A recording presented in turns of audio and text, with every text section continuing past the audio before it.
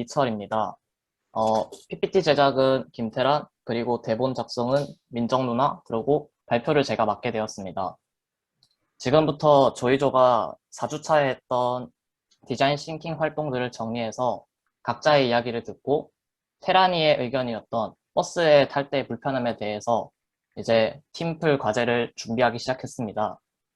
문제 정의 단계를 위해서 서로의 이야기를 나누었을 때 테란이의 경우에는 버스를 타러 갈 때 도착 시간과 그 실제 도착 시간이 맞지 않아서 불편한 경우가 있었고, 저희 같은 경우에는 아침에 버스를 타고 그 고등학교를 등하교를 했었는데 버스가 많이 올 경우에 학교로 가지 않은 버스를 잘못 타서 지각을 하는 경우가 있었습니다.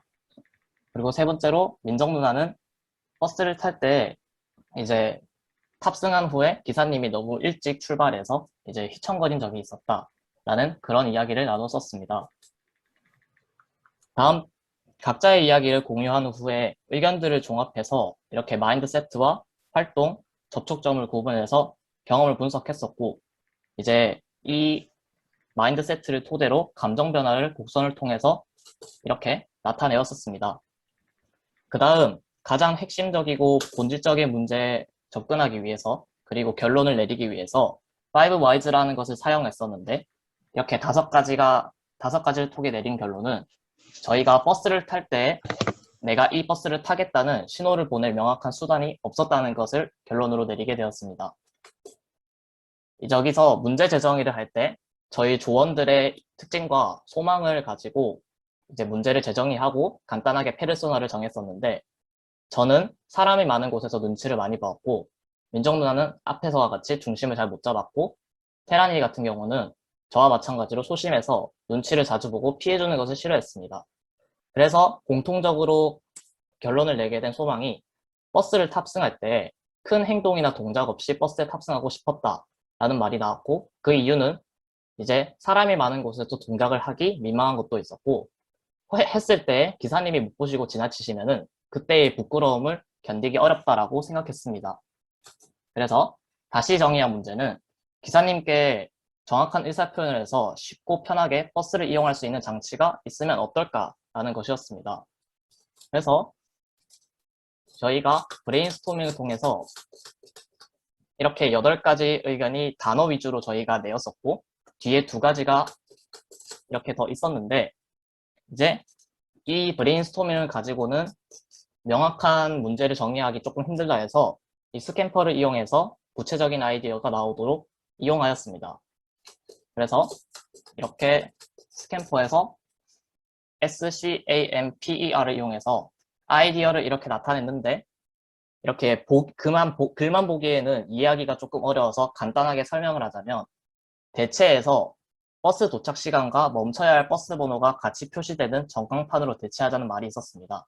이것은 이제 제가 살고 있는 부산에서는 마을버스 같은 경우에는 전광판이 아니라 그냥 버스 번호와 어디까지 가는지만 나타나 있는 표시판으로 있었기 때문에 이것을 대체하는 게 어떨까라는 것이 아이디어였고, 결합하자는 것은 하차 안내할 때에는 하차하겠습니다라는 것이 있었는데, 저희가 승차할 때는 이제 승차에 손님이 있다는 것을 나타내주는 방송이 없었다고 생각하기 때문에 이걸 합치면 어떨까라고 생각해서 넣었고, 응용을 하는 것은 하차 버튼은 누를 수 있지만 저희가 승차할 때 누르는 버튼이 없었다라는 것을 생각해서 적용해 보았고, 변형할 때는 나중에 저희가 만들 어플에 쓰이게 될 수 있는 이제 정류장의 전광판인데, 이게 버스 번호가 나타나는 전광판이기 때문에 조금 더 크게 설치해보자 라는 의견이었고, 다른 용도로 사용하는 게 뭐가 있을까 했을 때 버거킹이나 롯데리아 같은 경우에 가면은 음식을 주문하는 키오스크라는 것이 설치되어 있었습니다.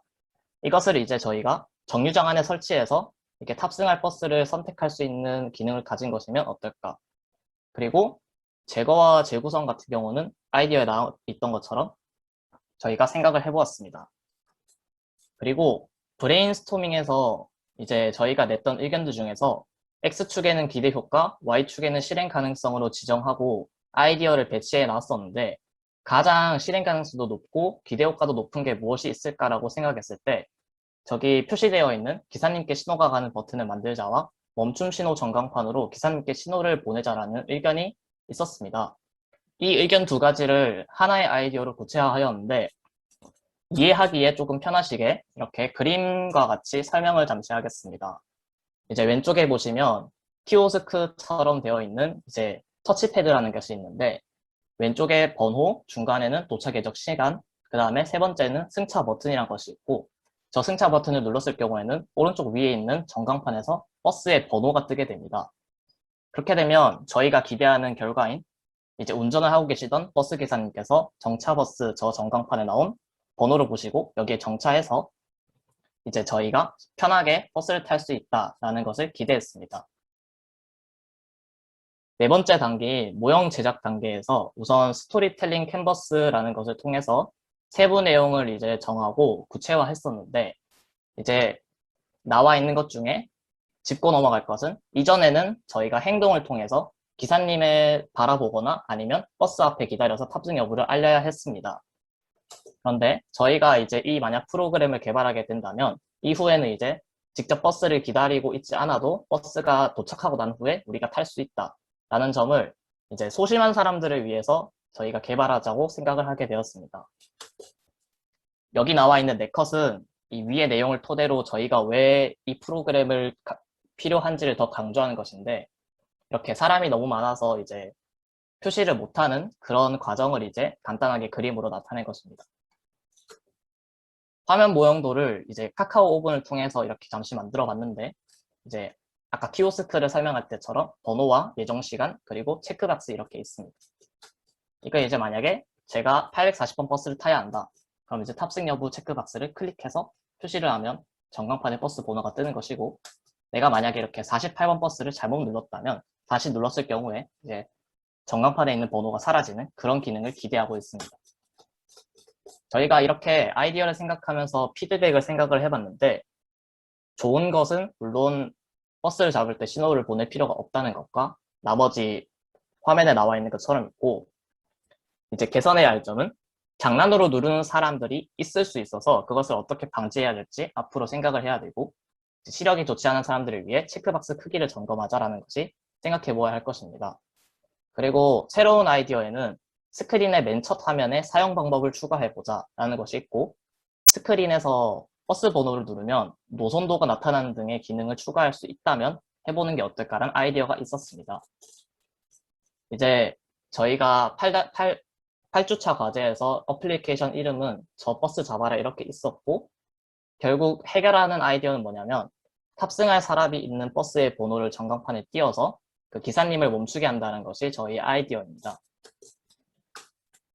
저희가 이 발표를 준비하면서 앞으로는 어떤 것을 해야 할지 생각을 했을 때 5가지 정도가 있었는데 우선 앞에 나온 그 프로그램을 만드는 것을 해야 한다고 생각했고 이제 버스 노선을 저희가 파악해서 프로그램 안에 집어넣어야 된다고 생각했습니다. 그리고 사회적 약자들 혹은 장애인분들이나 이제 뭐 시력이 안 좋으신 분들은 이 기능을 이용했을 때 어떤 불편함이 있는지 생각을 해봐야 한다 생각했고 이제 그분들도 편하게 사용할 수 있는 화면이나 기능을 구성하자. 그리고 마지막으로는 이 터치패드를 눌렀을 때 전광판에 버스의 번호가 어떻게 나타날지 한번 생각을 해보자 라는 것이 앞으로 해야 할 일이라고 생각합니다.